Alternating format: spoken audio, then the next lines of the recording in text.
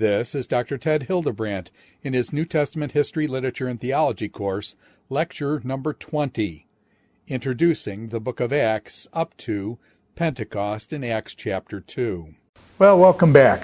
We're continuing our lectures today on the book of Acts, and we have done kind of an initial survey, kind of the structure of the book of Acts, how it moves from kind of Peter in a Jerusalem center to Paul in a kind of a end of the earth kind of structure, Acts chapter 1, verse 8. We've looked at various things as far as Luke and the background and possibly his writing of it and how it's he very seems to get the words of Peter and Paul in comparisons of Peter and Paul, and we've been through that. Now, what I'd like to do now is look at did Luke really write this book, and I'd like to focus in more on Luke and kind of Luke's recording of himself in this book a little bit. We've got what are called the we passages. And there are certain places where he says they did this and they did that. Luke in chapter 1 says in their language.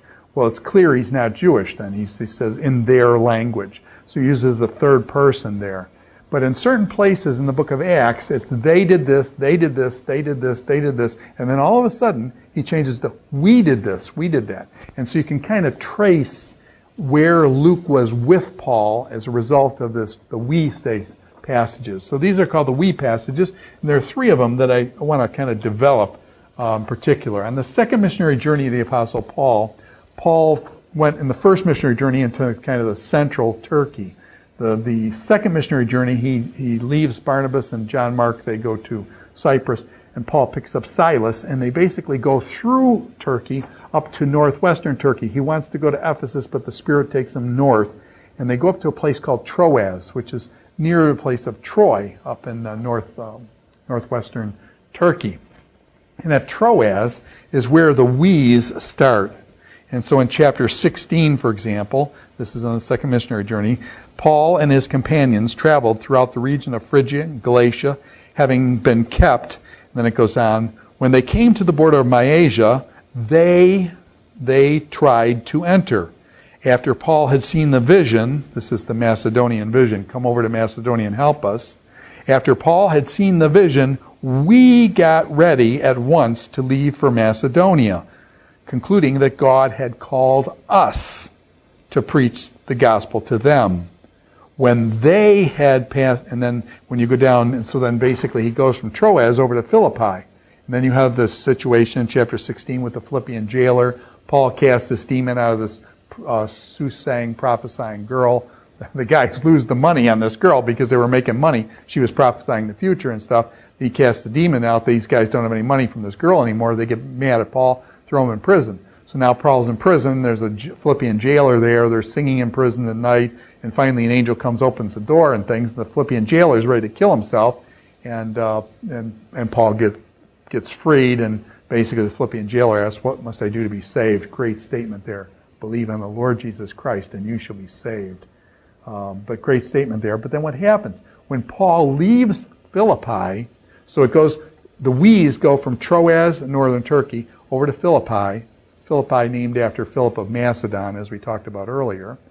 But Philippi, when he leaves Philippi, then in chapter 17 it says, and they had passed through Amphipolis and Apollonia, they came to Thessalonica. So from Philippi, he goes down to Thessalonica, or modern Thessaloniki, and when he goes down there, when he leaves, they start up again. So apparently Luke stayed at Philippi.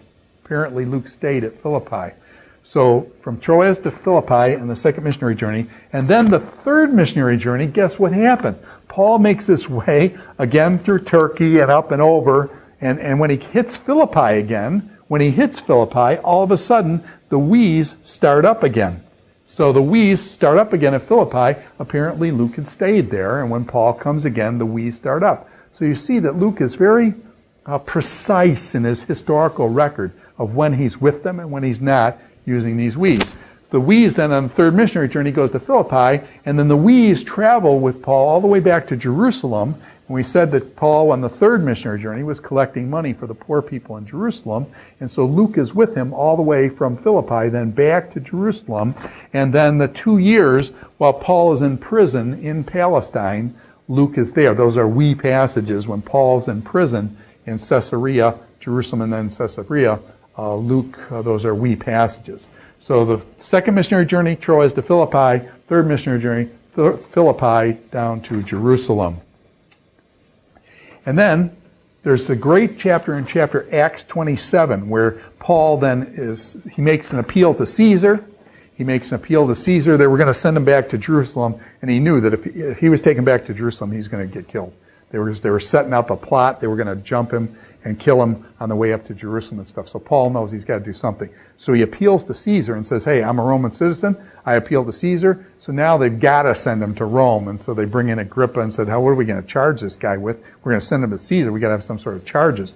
So they charge him up and then send him off to Rome. When they do, they send him on this boat. And this boat then goes across the Mediterranean over toward Italy, going to Rome. And during the trip then, there's a storm comes up, and the boat sinks basically, and the boat capsizes, and so there this shipwreck.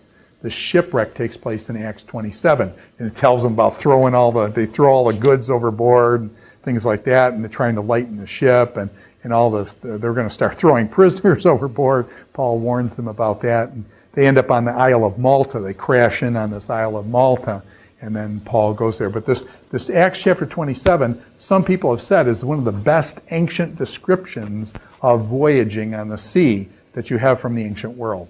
It's one of the best descriptions of voyaging in the early records that we have. So that's Acts chapter 27.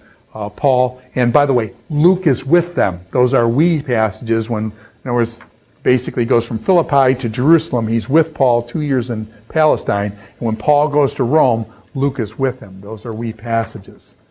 So, and then what's an interesting passage here too is this, and this is after the book of Acts. This is after the book of Acts in 2 Timothy 4:11.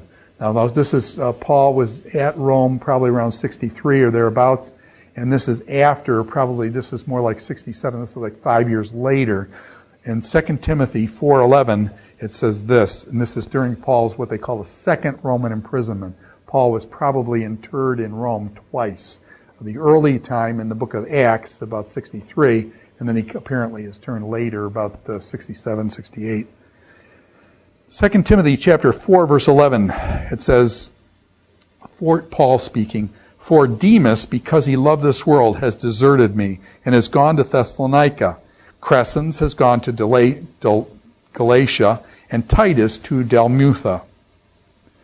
Only Luke is with me." Only Luke is with me. So here's Paul in the second Roman imprisonment. Apparently Luke is still with him at that point. Luke is a doctor, possibly taking care of Paul. Only Luke is with me. Get Mark and bring him with you. He's speaking to Timothy, and he says, Timothy, get Mark and bring him. Remember John Mark. Remember the rift that they had between Paul and John Mark. Paul, at the end of his life, calls for John Mark to come because he is helpful for me in my ministry. When you come, bring the cloak that I left with Carpus at Troas, and my scrolls, especially the parchment. Especially the parchments. So Paul is asking for his coat. Apparently it's cold there.